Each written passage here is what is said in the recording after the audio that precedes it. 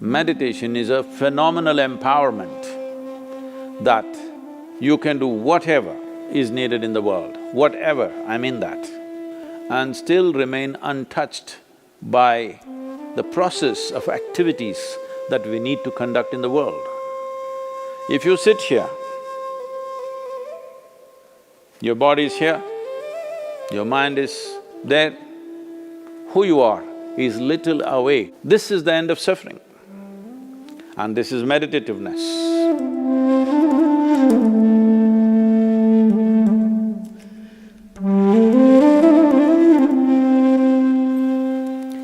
Namaskaram. Probably the second most repeated word, oft-repeated word in these last few weeks, apart from coronavirus, is meditation. Everybody is suddenly, people who had never meditated in their lives, never even considered that possibility, are now suddenly talking about meditation, the need to meditate, wanting to meditate. Let us examine this meditation, what this is. First of all, what does the word meditation mean? The English word meditation doesn't really mean anything, in the sense, it doesn't say anything specific. If anybody sits normally with their eyes closed, it's assumed they must be meditating. One can sit with their eyes closed and do many things. You can do japa, tapa, dharana, dhyana, samadhi, shunya, samyama, or you might have just mastered the art of sleeping in vertical postures. So the word meditation in English language doesn't specify anything. Generally we assume, or generally people assume that meditation means dhyana. In Tamil Nadu it's dhyanam, if you go little north it's dhyana, if you go really up north it's dhyan. If you go further up it becomes chan, if you go little more east it becomes zen. Same thing. So, what is this dimension that we are trying to describe with this word meditation? One fundamental thing that we need to understand is, you cannot do meditation because meditation is a quality. A quality is a consequence of a certain process. You can initiate a process, you can conduct a process. You cannot conduct a quality. Quality is just a consequence. It is like you want flowers in your garden. You don't sit there and do flower meditation. You know what happened to the flower people If you want flowers in your garden, you don't have to think flowers. You have to think soil, manure, water, sunlight. If you conduct this process of these ingredients properly, flower and fruit is a consequence. But today, the world has become so goal-oriented. Because they're so goal-oriented, they are not interested in the soil, definitely not interested in the manure and all the other things, but they want flowers and fruit. If you want flowers without soil, manure, water and sunlight, well, you will have to settle for plastic flowers. Plastic flowers are very wonderful. Those who think of utility, it serves you in many different ways. It comes with a 5-year guarantee.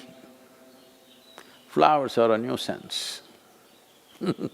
If you keep flowers in your house, you have to look at them at least 5 times in a day, what's happening, are they thriving well or not. But if you keep plastic flowers in your home, 5 years guarantee, unlike your life. If you're alive, there is so much to do. You even have to dodge the virus, invisible virus. But the dead only have to be preserved. So essentially, the dimension and the process that you're referring to as meditation is very life-oriented. When I say life-oriented, today largely you're material-oriented or at the most mind-oriented, maybe emotion-oriented or physical body, which is a material again. Largely life has become like this. People's idea of life is, if someone says, "my life," you're supposed to understand they're talking about their job. They're talking about the economic condition in the country or in the world, about their car, maybe about their dog, sometimes about their husbands or wives. It could be anything. But the only thing that's truly life is what is throbbing in this. This is life. The rest are arrangements that we have made, hoping that these arrangements will allow us to enhance our life. Whether it's education, career, relationships, marriage, children, wealth, whatever. All these things one is after only in the hope that it will enhance our life. As you know, most people, instead of enhancing their life, largely get entangled with these accessories. Accessories have become larger than the life process. Well, I think in a very cruel way, the virus is bringing focus on the life. You suddenly understand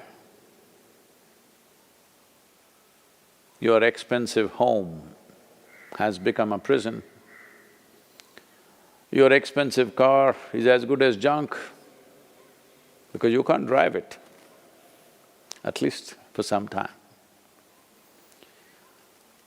And right now, the world is in a situation where we do not know how long will it take before you're back on the road and swing around a little bit in your automobile. You do not know. So now naturally a whole lot of people are asking all over the world, how to meditate, what should I do? As I said, you cannot meditate, but you can become meditative because it's a quality. If one cultivates their body, mind, emotion and energies to a certain level of maturity, you will be naturally meditative 24 hours of the day. Meditation is not an impairment that if you're meditative, you have to close your eyes and be limited to one place. Meditation is a phenomenal empowerment that you can do whatever is needed in the world, whatever, I mean that. Whatever is needed in the given situation and still remain untouched by the process of activities that we need to conduct in the world. This empowerment or without this empowerment.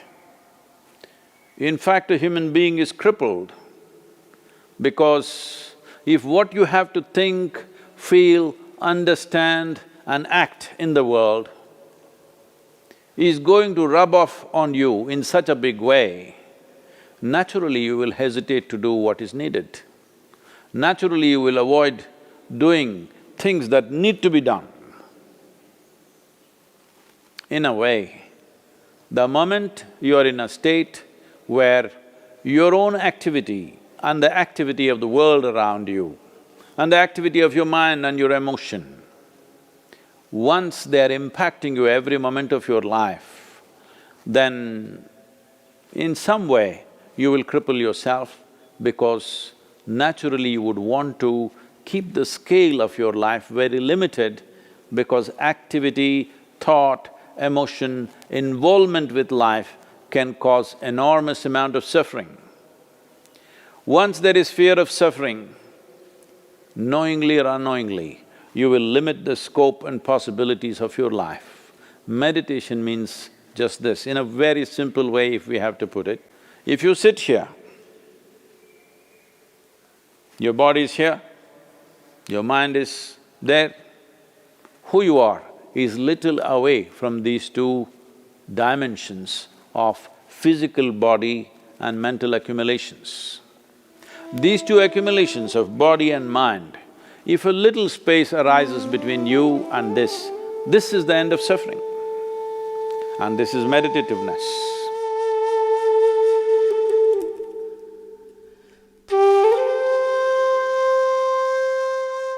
Dessa Kriya is an extremely simple process but a powerful tool.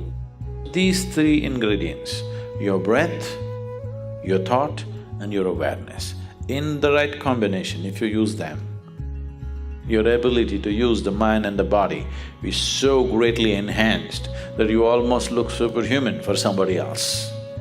But I'm telling you, this is human. This is not about being superhuman.